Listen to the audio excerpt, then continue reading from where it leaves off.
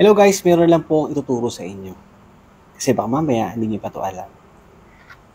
Ito po ang itsura ng ₱100,000. Ayan. Dahil bago pa siya, manipis. Manipis lang siya. So ito po ang itsura ng ₱100,000.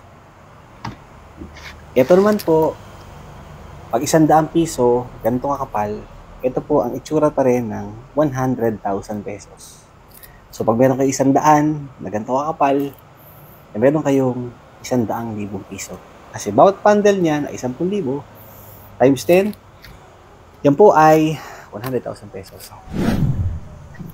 At ito naman po, ang itsura ng ₱1,000,000. Kasi alam ko sa iba, pangkaraniwan to, pero syempre marami pa rin mga tao na hindi alam kung ano itsura ng ₱1,000,000. Pero itong mga to, props ko lang para panoorin nyo. Pero ang gusto talaga ituro sa inyo, itong bagay na to. Hello din po sa iyo, sir, at sa kasintahan mo. Mayroon din ako ipapakita sa iyo. Malay mo kung hindi ka pa nakakita nito,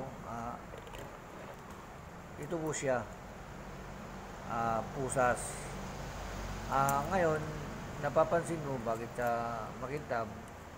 Kasi po bago pa siya. Ngayon, at ito yung maiksi na kadina, bakit po mayroong ganito? Kasi po para po hindi sila po maghiwalay. Ngayon, gusto mo to subukan,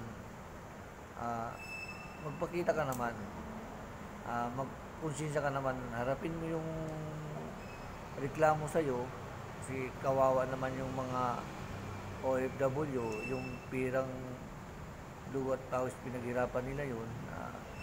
Sana po harapin mo yung problema. Salamat po.